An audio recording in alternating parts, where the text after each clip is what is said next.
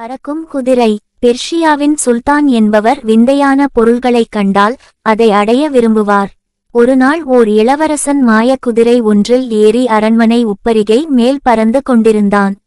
இந்த அற்புதமான குதிரையின் விலை என்ன என்று கேட்டார் சுல்தான். அந்த இளவரசன் இளவரசியை கைப்பிடிப்பது என்று கூறினான். சுல்தானும் ஒத்துக்கொண்டார். ஆனால் என்னுடைய மகன் முதலில் இந்த குதிரை மீது அமர்ந்து பறப்பதை நான் பார்க்க விரும்புகிறேன் என்று சுல்தான் கூறினார்.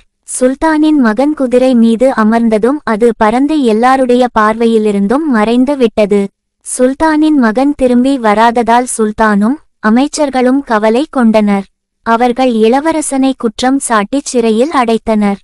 சுல்தானின் மகன் காற்றில் பறந்து கொண்டே இருந்தான்.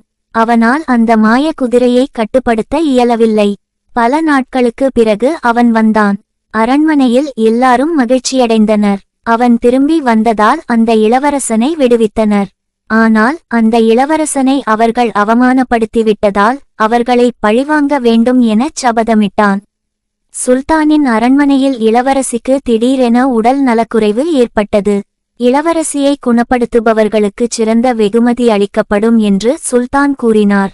இளவரசன் மருத்துவன் போன்று மாறுவேடமணிந்து சுல்தானின் அரண்மனைக்கு சென்றான். முதலில் மந்திர குதிரையையும் இளவரசியையும் என்னிடம் அழைத்து வாருங்கள் என கூறினான். மந்திர குதிரையும் இளவரசியும் வந்த பின்பு தன் மந்திர சக்தியை பயன்படுத்தி இளவரசியை குணப்படுத்தி தன்னுடைய மாயக்குதிரை மீது அமர்த்தி கொண்டு பறந்து சென்று விட்டான். யாராலும் எதுவும் செய்ய முடியவில்லை. அவனது சொந்தமான பொருளை அவனே அடைந்து கொண்டான். நீதி, நமது சொந்த பொருளை யாருக்கும் விட்டுக் கொடுக்க தேவையில்லை.